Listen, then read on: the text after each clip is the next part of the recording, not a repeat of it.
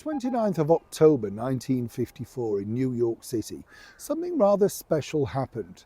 Something that had been waiting a long time to happen, particularly for Queen Elizabeth, the then known, of course, as Queen Elizabeth, the Queen Mother.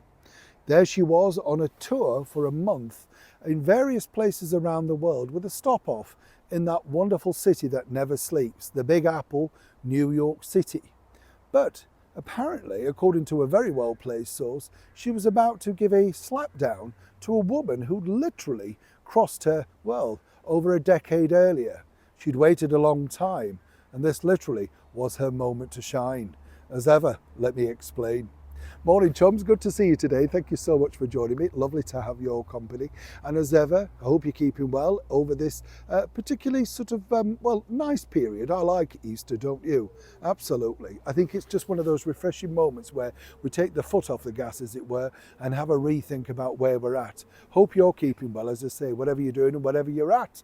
It's important, isn't it? Have a look around. Reflection's a great thing, isn't it? You have to think, do I want to be doing this anymore? You know? It's always about that, isn't it? You know, whatever you want to do, what you don't want to do, and it can be anything from you're not buying that brand anymore to it's just a moment to sit back and think, yeah, I've had enough. Let's do something that cheers me up. And that's the way you should think. Absolutely. You see, we set the world to rights on this show, don't we? Somebody who set the world to rights way back in October 1954 was the Queen Mother. Now, I've got to tell you, the Queen Mother is one of my favourite royals, simply because she's a very clever woman. She got her own way, but it was all done through charm and ever so elegant, waving of the hands and all of that sort of stuff. She was just a very, very clever lady. Now, what was interesting about the Queen Mother, as we all know, she had no time for Wallace Simpson. And Wallace Simpson really had crossed the Queen Mother many, many years before, because if you remember, she referred to the Queen Mother as the Scottish dumpling, right? A little bit fuller-figured and had a squeaky voice that didn't really appeal to her at all. Wallis saw herself as savvy, international, beauty, very elegant, totally different, of course, to the Queen Mother. And obviously what happened with the abdication, well then the Queen Elizabeth literally had no time for her whatsoever.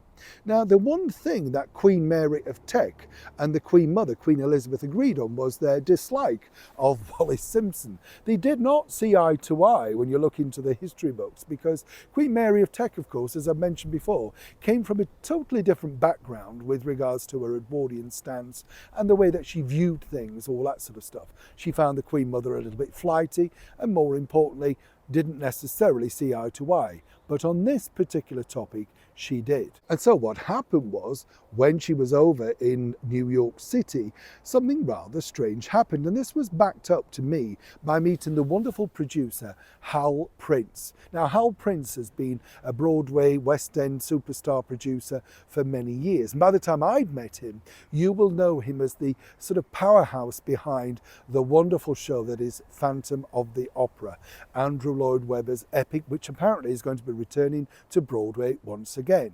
Now, I didn't realise I was sat with greatness, in fact, when I met Hal Prince, because you don't necessarily know these big cheeses, do you? I don't mean this rudely, but I was in musical theatre myself at the time, and I thought, who's this guy? And nobody actually said his name. So I'm chatting away to him about all sorts of things. We became chums, and many years later, we did an interview when we talked about various things, including him meeting British royalty. And he was the man that was very lucky enough to escort the Queen Mother inside the St. James's Theatre in Broadway to go and see this wonderful show, The Pajama Game. Wonderful. I don't know if you've ever seen it, but a wonderful score and just a major success at that particular time of, the period that it was in.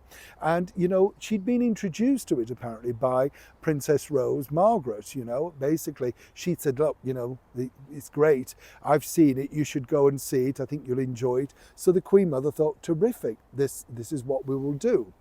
But unbeknown to her, this thing happened which slipped out and changed the course of history. You see, what happened originally was they were going to have a big premiere night, and none other than Wallace Simpson and the ex-king, David or Edward, depending on which name you wanted to give him, were going to be the stellar guests. They had, remember, a permanent suite at the Waldorf Astoria. They had so many different things in their favour, and they thought, yep, we're going to be great.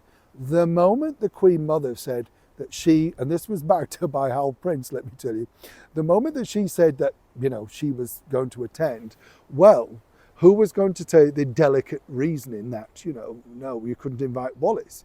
And where it got really interesting was, you see, according to the source, well, the Queen Mother had found out that Edward and Mrs. Simpson were going to be the star guests, but of course they couldn't be with the Queen Mother in attendance. Not only that, she made sure that it was recorded, noted and photographed, that when the Queen Mother was in the theatre and she got a round of applause, it went on that long, over a minute, she had to stand up and acknowledge the audience. So that really was the big story in New York on Broadway on the 29th of October 1954. Meanwhile, seething, sat back at the Waldorf Towers, were none other than the disposed king and, of course, the woman that he loved, Wallace Simpson. As Hal Prince told me, it was a very delicate conversation, and apparently he said, well, you know, yes, we'd love to invite you to another evening. Well, that wasn't good enough, apparently. But you see, as you look at it, the Queen Mother had waited, what, over 10, 12, 15 years, but eventually she had a moment. And apparently, sadly, obviously, the late Queen Mary of Tech didn't live to see that moment. But according to a source who knew the Queen Mother well, she often regaled people with that particular story. Now, you know, it's interesting, isn't it? Because people say, well, it should be about sisterhood. Who's on the side of the Queen Mother and who's on the side of Wallace Simpson? Should they have all gone together? And should the Queen Mother really have relished the fact that she had a standing ovation for over an hour in a Broadway theatre for a production that had originally been invited for, of course, Edward and Mrs. Simpson? As ever, I'll leave it up to you to decide. Neil Sean in the very heart of Kensington.